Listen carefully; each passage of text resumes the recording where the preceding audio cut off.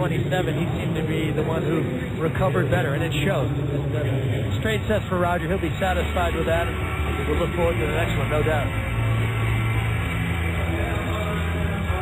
Yes, disappointing from Richard Gasquet, far from convincing for Roger Federer. But a win is a win. He maintains that remarkable record in his second round robin match. It's 12 out of 12.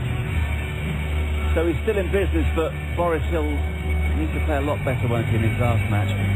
Well, a W is a W. Winning never hurts. Obviously, we've seen a better Federer, but I thought he played the right way. He played aggressive. He had a couple of uncrossed errors when he had match points, but overall, winning never hurts. He's going to recover, and he knows how he has to play. So far, so good. Greg? This level for his next match coming in the group against Martin Del Potro.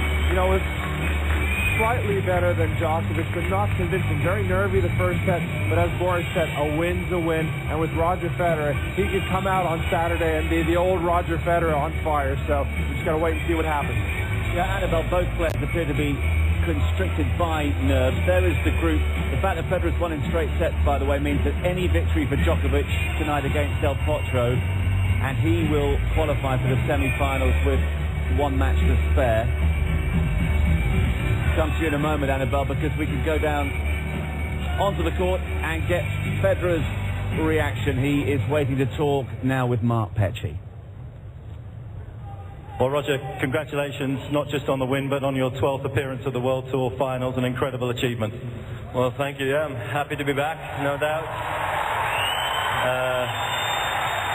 I clearly love playing here at the World Tour Finals here in London. So many good memories from Wimbledon and then also here at the O2. So it's nice to be back, and very happy about today's match. Richard, we all know he's got incredible playing style and beautiful shot making, so it was tough out there, and especially us both losing the first one clearly put even more pressure on us. You've also played 11 second round group matches before in this competition, and you've never lost one, so he got you on a bad day. Oh yeah, or I got lucky once more, I don't know, but 12 times lucky. Maybe, I don't know, but look, it's a big win for me, and hopefully I can keep it up in the next match against Juan Martín. We've played here, I think, on 3 occasions now in the last group match, and there's probably going to be a lot to be played for, and yeah, it's a good match for me. I'm happy I keep on winning second matches here at the World Tour Finals.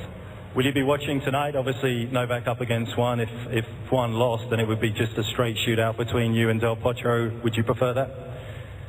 Well, I guess it's more straightforward for everybody involved. There's a lot of calculations going on usually. We've had it in the past here in a 3-way race with Murray and Del Potro and myself, and that was quite complicated. After Juan Martín beat me, we didn't know who was through, so hopefully it's not going to be this close this time around, but clearly it would make for an exciting finish, and I hope for a good match of them tonight. They played a great finals. I think in Shanghai it was 7-6 in the third, so hopefully they can produce something similar for you guys. And finally, I was just going to ask you if you've been able to do anything in London while you've been here, but then I looked yesterday and you were pretty busy picking up 3 ATP awards. Humanitarian Award, the Fans' Favourite Award, I think for an incredible 11th time. I think a few of them voted for you in here.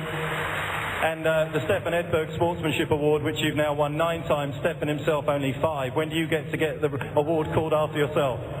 It's good. Stefan Edberg deserves it. He's my hero, my idol. He deserves all the credits, and he was one of the great people in our sport who paved the way for future generations of nice guys, maybe on tour, I'm not sure, but we have good camaraderie at the top, and I hope that transcends the game, and clearly it's voted by the players, so it's very special for me on many levels. And yeah, I mean, haven't had that much time here in London. We came straight from Paris, and it's been all just trying to recover, and I guess picking up some awards along the way, but that took me an hour yesterday. But thanks, everyone. Congratulations on that, and good luck for your next match. You got it. Thank you. Yeah, 3 awards yesterday, but what he really wants, of course, is a 7th World Tour Finals title.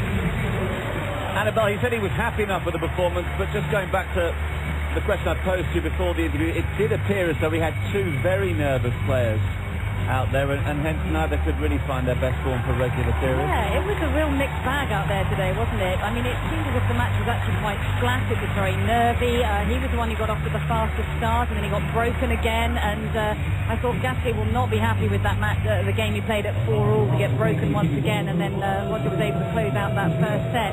You almost feel that he'd like to come off this court and actually probably head to the practice court and sort of try and get some rhythm. But it did take a long time for the match to kind of get the crowd going, and eventually we did see some of those shot-making skills and some moments of magic from both of them. But I don't think he will have come off particularly confident.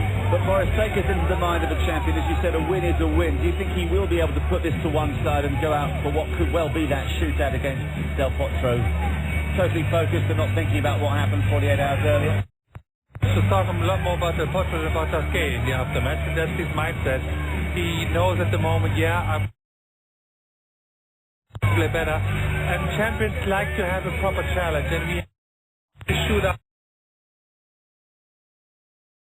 the kind of Interesting thing, Terry also said at the end of it, you know, they played 7-6 in the third. Helping they play all night till about 1 or 2. Played 7-6 in the third, 22-20 in the final set tiebreaker. He knows he has to beat Del Potro most likely to get through, and he hopes it goes a long time tonight. Marcus, thanks very much. Yeah, very privileged to have Roger here to just discuss a little bit about his match. We talk a lot about your court positioning being up the court and a lot about Richard perhaps being deep. And here on, early on in a game that you actually ended up breaking at 1-all, we see a little bit of that, Roger. Is that your mindset against him, that he is deep? Well, he has tendency, as you see, he starts, up a little bit, and then he tends to go back. And the funny thing is, he actually feels really comfortable back there. So even as the rally is going on, here now we're pretty even. I just wanted to show you this particular point here, because I want to know, when you see this ball off his racket, the height of it, because it actually looks a pretty good shot. But if I slow it up, watch this ball, and yet you still are able to take this on the half volley up the line. Yeah, you know, when it bounces up that high, you know it's hard to hit a flat shot off it. So that's when you move in, and maybe he probably hit it longer than I thought he would. That's then when I had to sort of half volley it. Yeah, but it was important to open up the court a little bit and hit an up the line shot, because then it gave me this. You get your forehand into play, because, and I'm interested to know, is it a mindset to play on the baseline, or is it a technique thing? We talk about Richard's backhand, his racket going up quite high. What do you think it is? That he has tendency to play back, Or is it technique that stops him from playing right on the baseline like you obviously can? Look at that one. I think it's just in his DNA. Like most of the players, like me and Novak, let's say, we like to play on the court. Rafa and Richard, for them it's natural to play behind the court, maybe like it is for Murray. And for those who didn't grow up as much as playing on the baseline, forever that's what they are.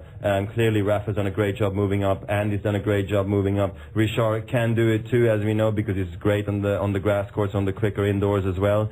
But it's what they like to do best, you know. So it's interesting to see that when it comes down to the crunch, that's probably what they're going to do.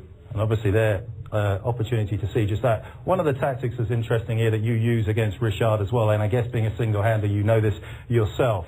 We just run it on that nice high kicking serve that gets up above his shoulders right there. Do you give him the down the line? Do you give him the down the line return? This one you can't hit down the line, to be quite honest. Yeah. For that, then you have to stand in further. Is that where I went wrong? No, but he can hit it up the line, but it's loopy. So that's where you can give it to him probably a little bit. That's why sometimes you throw in the kick serve as a first serve just to see what they're going to do. If it works, you kind of keep using it. Normally I don't use it very much, but for some reason today I just felt like it was the right play, because it did give me those forehands. This particular point worked perfect, but it didn't always work that well. But overall I was very happy. It was especially that one. I think that was a break point. That was big for me. So it was good hanging on to my serve there in the second set. You remember another big point, you went straight to that play again on ad. Yeah, I kept doing it. I was like, okay, first I want to see him win 2 or 3 points playing that way, and then I'll change up my game. And then I used the slider up the middle as well, just to keep him honest the other way. One of the most important things in any tennis player is their reaction to adversity. You drop serve here at 4-all. Right. What was your mindset? This is the first point here. Well, what did I do? Let's see. I don't quite remember clearly. I was a little bit disappointed. I tried to go to the forehand, open it up a little bit, see if I could play more through the forehand side. I just wanted to remain aggressive, you know. I didn't play a great game at 4-3. I made some unforced errors. I think I missed some first serves again, which then gave him the opportunity to get into my serve more. So for me, it was just a mindset of let's keep being aggressive, because I was hitting my slice well. I actually started the match off well. Let's keep it athletic and let's keep going here. Let's not be too disappointed, because my season has been up and down, and so have been the matches. So that's why maybe it's actually easier to accept this break in this period of my season than if I'd be, you know, cruising every single match. Obviously, you get up a little bit of a break here. Again, we're very interested as viewers and fans, everybody else, in anticipation, understanding. Did you see him coming here off this point at 15:30 with a chip return? You do know, because obviously he doesn't serve and volley that much. I think I saw him at the very last moment, and that's maybe where I was able to just maybe drop it a little bit. The thing is, I mean, a great volleyer. Richard's a good volleyer. He would have probably put that as a winner on the other side. That's the thing, is we don't come to the net very often anymore, and I got away with this. But normally I think a perfect volleyer wouldn't give me no chance to get actually a passing shot off that shot. And this one of the absolute key points in the match. I'm sure you remember this one. Break point, second set. Oh yeah, that was big for me. I mean, like, that was a good get. And then this one actually got behind me, and I had to flick it. So a little luck involved. Nice to have a bit of talent. A little bit of talent, a little bit of luck as well. I would have had one more break point, but it was a big one to get right again, you know, into the lead in the second set, because that's kind of what I need right now. Roger, thanks for your insight. I don't want to take up any more of your time, and back to you, Marcus, in the studio. Great stuff once again. So many things to pick up from there. One of which actually